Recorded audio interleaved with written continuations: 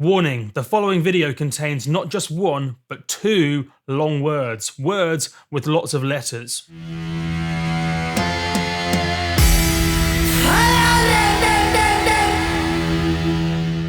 Greetings, people off the YouTube, people on the YouTube, around the YouTube, inside, outside, on the edge, wherever you happen to live in the world of tubular you. Right, cool. What is going on in this video?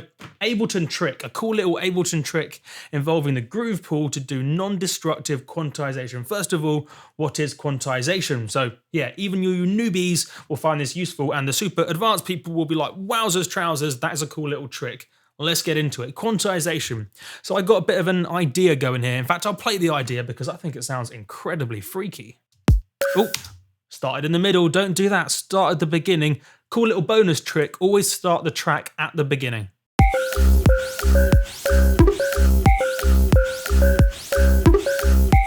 Weird.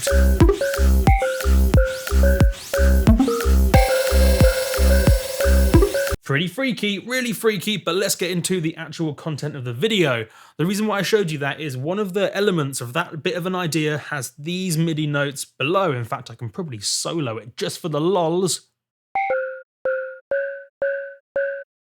Sweetness. Right, cool. So if you take a look at these MIDI notes in a bit more detail, either do some form of editing zoom or you can use a telescope, whatever you happen to have available, you can see that some of the MIDI notes don't quite land exactly on the grid because I recorded it in. And while sometimes having the notes off the grid can give it a live, natural feel, it can give it some groove, some vibe, some rhythm, make it feel real, human, organic, insert another 10 adjectives.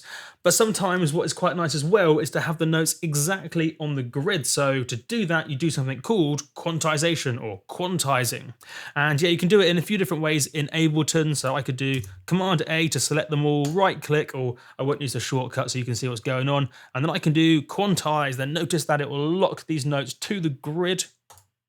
Boom, locked to the grid. I'll just undo that for now. That's quantization. However, this video goes one step further in the awesomeness scale, right up to there. So, non-destructive quantization. What does non-destructive mean? Non-destructive is a word used in software to describe a process that can be undone. Let's say you're playing Jenga and you're playing Jenga, you construct a tower. If you knock it over like some sort of mega, what's the name of it? Godzilla. If you make a Jenga tower and Godzilla swipe a Jenga tower, pieces go everywhere. That would be a destructive process because you can't undo. You can't rebuild it all up because it's broken. You've smashed your Jenga tower like a maniac, so that is a destructive process. The same thing can happen in software. If I do quantize, and then if I saved the project, I wouldn't have an undo. As a nice little bonus tip, whenever you save in Ableton, you lose your undo history. Because I haven't saved, I can still hit undo, but it's still a destructive process. However, some things are non-destructive because you can reverse it. You can always put it back to the way it was initially. So if you're playing Jenga and you pull out one of the little cuboids, is that the right word? Maybe. Maths degree again, failing me. But yeah, let's say you pull out one of the cuboid bits of a Jenga tower. That would be a non-destructive process because you can put it back in. Probably a funny joke there, but I won't get into that now. And so, how can you do quantization in such a way that you can always undo it? Here is the trick. This will freak you out. This will blow your minds, especially for you hardcore Ableton users and even the newbies maybe as well. So what I'm going to do is apply a groove to this. I'm going to use the groove pool, which is something I've been playing around with a lot recently, hence this video. So I'm going to play around with the groove pool, whack a groove on here. And how am I going to do that? Probably chord. Yeah, there's probably about 10 ways to add groove. I only know some of them right now. Where's it gone? Stupid machine. Right, core library. I'm going to do it the slow way. I'm going to choose literally anything because it doesn't matter. You'll see why in a moment. So I'm going to double click. No, I'm not going to double click. I'm going to drag. In fact, yeah, there's probably 10 ways of doing it. Why am I telling you this? That's not relevant. So I'm going to drag any old swing groove thing onto the clip. So bingo, banger, bongo, dragged it on. You can confirm down here it says groove. So it's got a groove thing attached to it. However, need to do some configuring. So I'm going to hit this squiggly line here, groove, and here is where the magic happens. If I set the timing to 0, random to 0, velocity to 0, remember, don't just pull down because that goes to minus. Just hit that little side bit.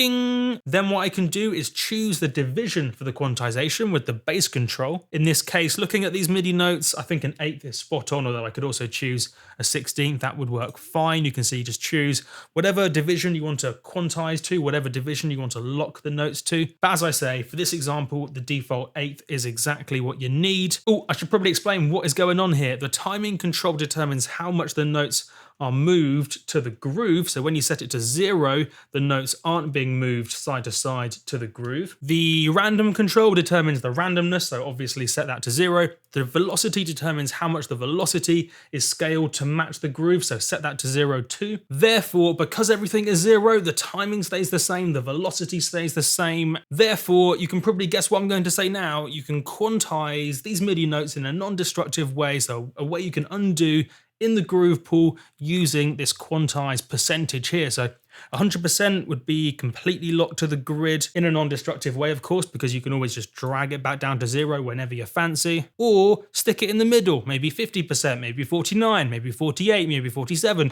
literally any number from 0 to 100. And what that does is move the notes a little bit towards the grid, but not all the way. So let's say I've got a bit of a cool timing thing going on here. There's some vibe, it's got a human feel, but maybe it just needs tightening up a little bit. I can do that with the quantize without having to have any other swing groove stuff happening. How cool is that? Mega cool, I would say, because you can always undo it. If I want to play around with the timing, maybe I quite like the idea here, but I haven't determined exactly how much I want to quantize. Maybe it's just a little bit, maybe it's a lot, but I haven't decided.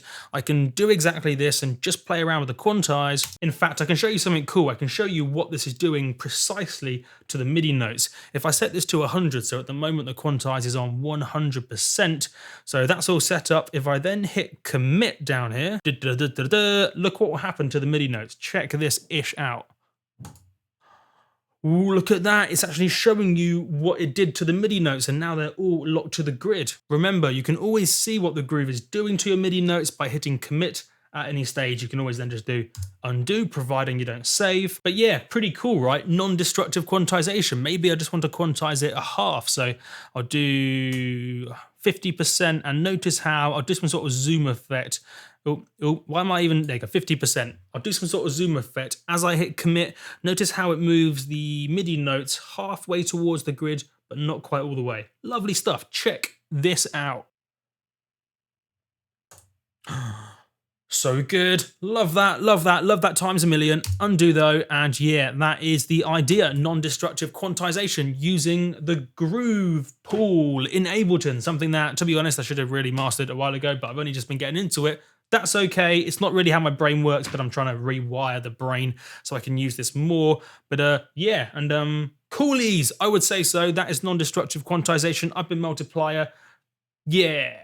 In fact, I have a challenge for you people. See if you can figure out how to use the groove pool to take a single voice and to make it a bit thicker, almost like using unison or voice spreading in a synthesizer. There's a way you can do it using the groove pool by using the settings in a non-standard way. See if you can figure it out. Don't read the manual though, because it's definitely not in there. So don't do that. Try and figure it out. It's not too difficult, but for you mid to advanced users, it's a nice little fun exercise. So yeah, now you get homework with Multiplier videos. Take that, people.